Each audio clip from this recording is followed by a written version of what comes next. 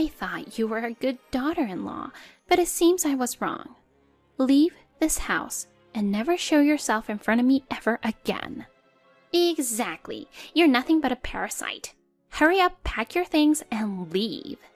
Ever since my husband passed away, my mother-in-law Sarah and sister-in-law Catherine had been hurling cruel words at me, even though I had been tirelessly taking care of Sarah. My husband was concerned about his mother's health until the very end, and yet Catherine would say bad things about him, and I couldn't help but snap back. "If you both feel that way, I understand. I'll leave." Upon hearing my words, Sarah and Catherine were overjoyed. However, a few months later, they would come crying and begging to me. The fate that awaited them was far worse than I had imagined. My name is Emily. I am 32 years old and work as a buyer for brand name goods. I met my husband Tom through a mutual friend. Tom was kind and composed, the exact image of the husband I had always wanted, so I didn't hesitate to accept his proposal. Tom's parents were a self-reliant couple, so even as the wife of their eldest son, I had a good relationship with my in-laws and was free from any mother-in-law, daughter-in-law issues. The combination of a generous mother-in-law and a pragmatic father-in-law seemed like a perfect match from my perspective. Tom was concerned about the financial future of his carefree mother, but as long as his reliable father was in good health, it didn't seem like there would be any issues. It's also significant that Tom has a sister who is 2 years older than him. Since his sister is divorced and currently lives alone, I assumed she would probably care for her parents in the future. However, it seemed that Tom didn't quite trust his sister, Catherine. "I'm a bit worried about entrusting our family finances to my sister." "Why's that?" "There were some issues in the past." At that time, I wasn't very concerned about Catherine's past, but later on, Tom's fears would come true. After marrying Tom and spending a few years in peace, his father passed away due to a worsening chronic illness. Since Sarah had always heavily relied on her husband, she was devastated at the time. "Sarah, I know it's tough, but let's try to move on." "I've always let my husband handle everything at home. I don't know how to live on my own." Indeed, as Tom has said, I was also worried about letting Sarah live alone. Even if I felt that way, the anxiety of Tom, who was her son, must have been immeasurable. And then one night, Tom began to consult to me. "Emily, I have a suggestion. What do you think about my mother moving in with us?" Although it was an unexpected proposal, I had anticipated he might say something like this one day. However, what about his sister, Catherine?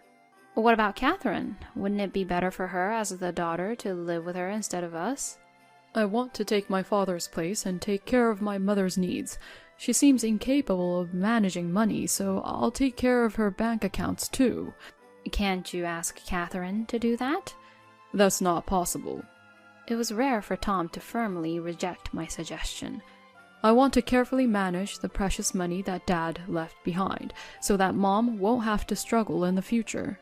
While he seemed to feel guilty about imposing the burden of living together on me, Tom was unwavering in his desire to manage the inheritance and savings left by his father. "It's all right. I think we can live happily together with your mother. Plus, I'm genuinely concerned about her being all alone as well." "Oh, Emily, thank you so very much." And so we began our new life as a trio in Sarah's house. True to her word, Sarah had left everything up to her husband, from bank account management to utility bills and credit card payments. She seemed to have no understanding of any of it. Tom managed those accounts separately from ours and decided to provide his mother with a monthly allowance for living expenses. Every time Sarah was about to fall for some shady door-to-door sales or was pressured by acquaintances to buy expensive cosmetics, it was Tom's role to advise her. If he didn't, given her casual attitude towards money, she might just go along with whatever she was told and end up with huge debt. By stepping into the role of her husband, Tom seemed to make his mother happy. Seeing her in better spirits also relieved Tom. Sarah did her share of the housework, taking into account that I was working, and life together was going very well. However, a sudden end came to this peaceful lifestyle. Tom collapsed during work. He had the same disease as his father and seemed to have overworked during a busy work period, resulting in his hospitalization. Sarah and I visited the hospital almost daily, but Tom's condition did not seem to improve. Emily, I have a favor to ask concerning what happens after I'm gone. Don't say that. Let's make sure you get discharged and we continue living with your mother just like before. I had the same disease as Dad, so I was prepared. I need a final favor from you regarding Mom.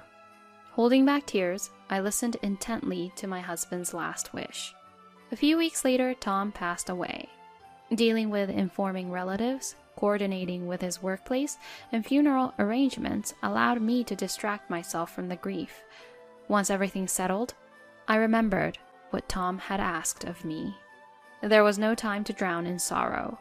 Now I must take on Tom's role and support my mother-in-law. I'm sorry for being so busy recently, Sarah. From now on, I'll help manage the finances instead of Tom. Please, don't worry.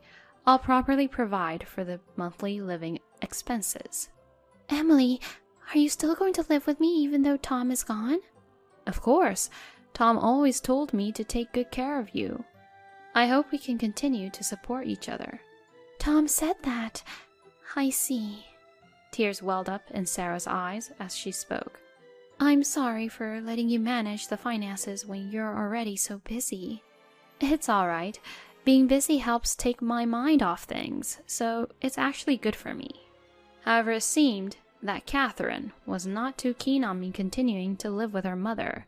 When she found out that I was not only living with her, but also managing the finances, she stormed into the family home in outrage.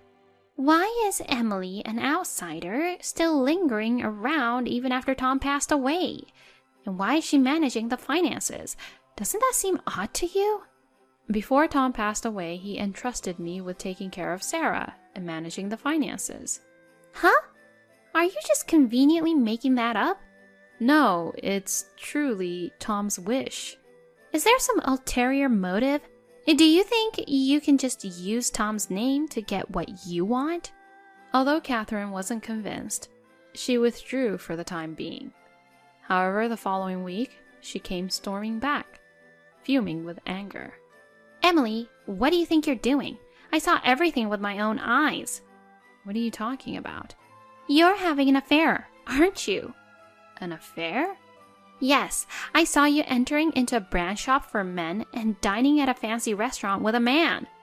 Are you spending money on your lover? That's not true. I haven't been spending any money on someone else like that. Your excuses won't work. It hasn't been long since Tom passed away and you're already looking for your next man? Don't you have any feelings? Don't you agree, Mother?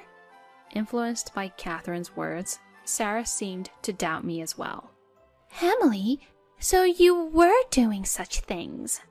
No, that's not it. I'm just carrying out Tom's last wishes.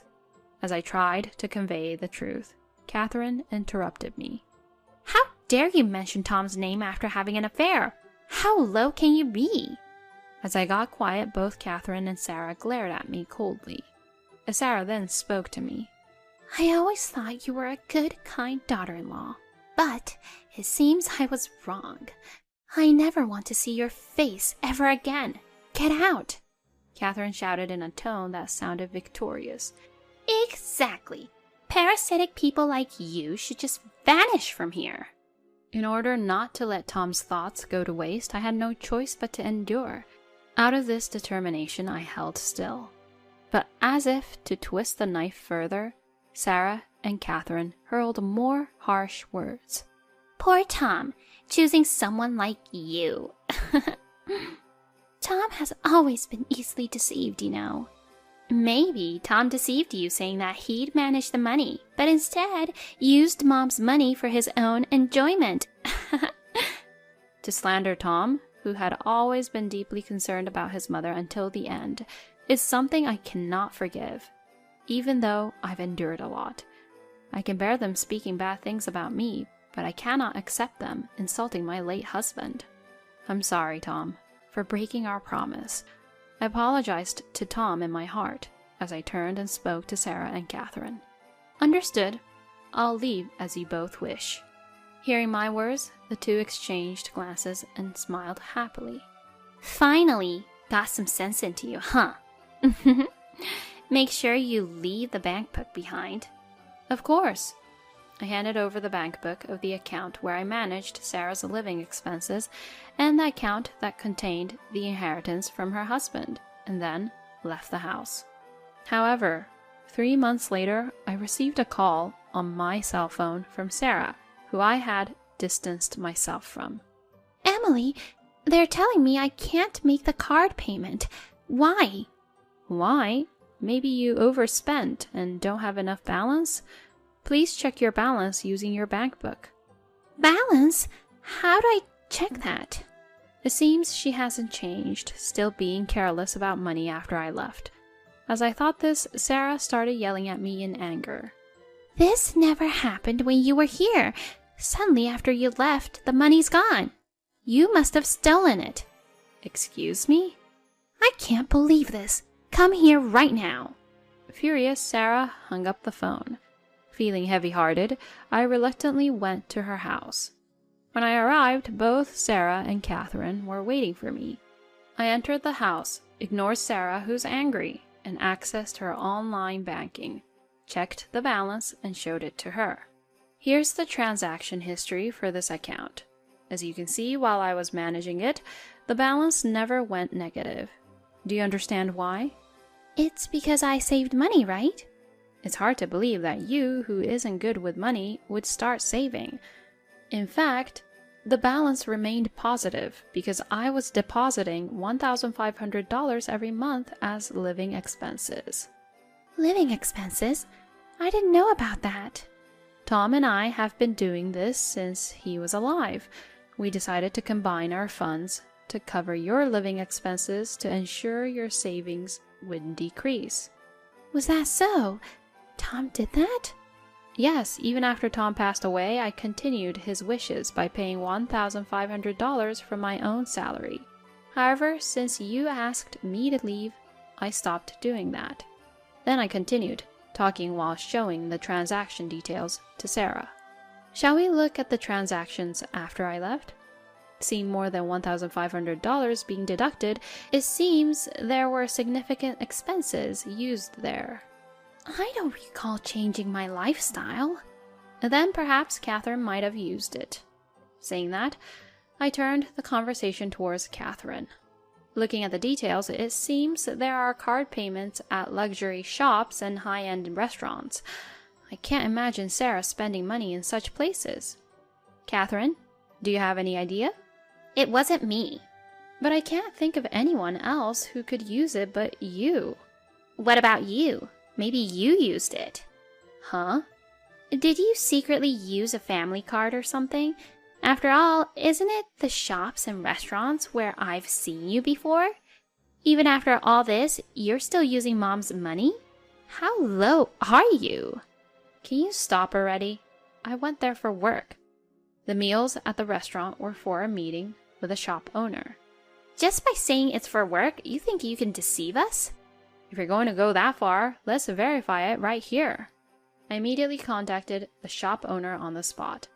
Thank you for always helping out. Yes, last Friday. And the item name was... While I was verifying information on the phone, Catherine just stared blankly. Thank you. Yes, please attach that as well. Oh, is that so? After ending the call and checking the received email, I showed the attached image to Catherine and Sarah. The email contained a photo of Catherine shopping at that shop. What? What is this? Catherine looked shocked as she saw the photo. It seems the surveillance camera captured you, Catherine, purchasing these luxury goods.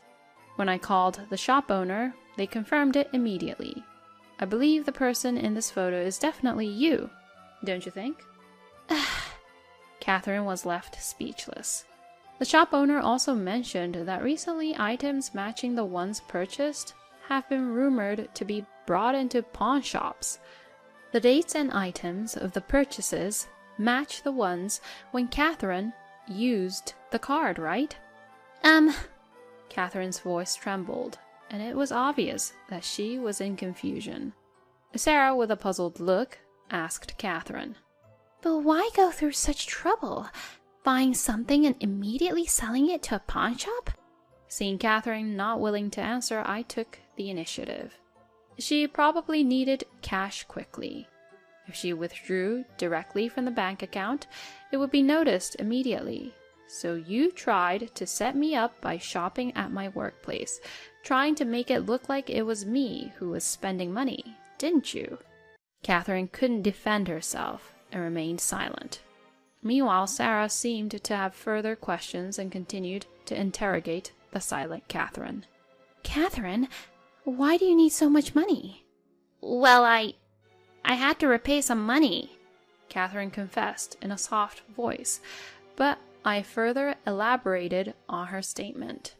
You didn't tell Sarah about it, did you? Do you know the reason Catherine got divorced? It was because of her debts. Tom often told me how troubled he was because Catherine would constantly come to borrow money.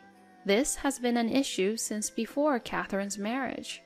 Even after getting married, Tom lamented that Catherine's spending habits haven't changed. You had to repay money? Sarah then recalled something. The money your father left behind. Catherine, I entrusted you with a bank book that had the inheritance in it, didn't I? Don't tell me even that money is... Upon Sarah's request, I checked the balance of the bank account where the inheritance was deposited. Sarah, the bank account is completely empty. What?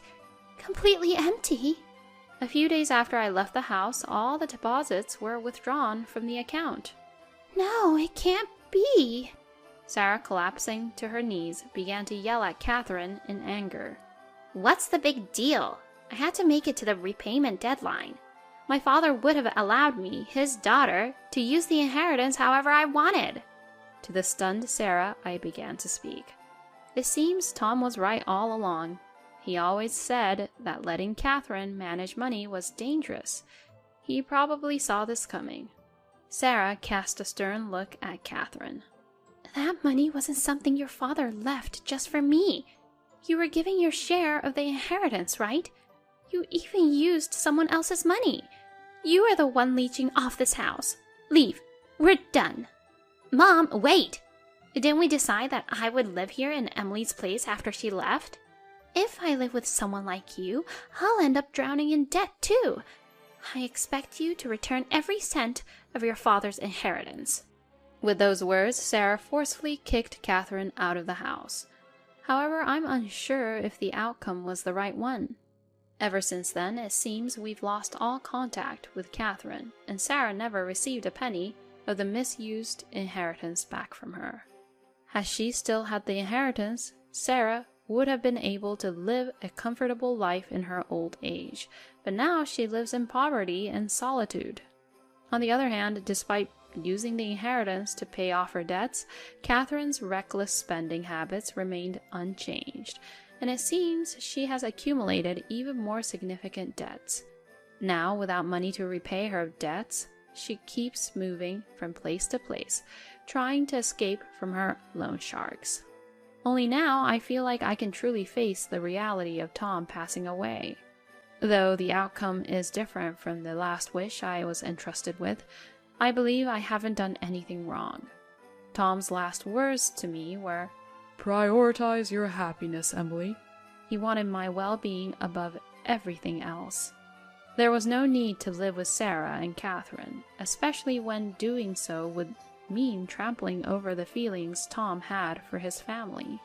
I believe he would forgive the way things turned out. From now on, with memories of Tom in my heart, I'll take a new step forward.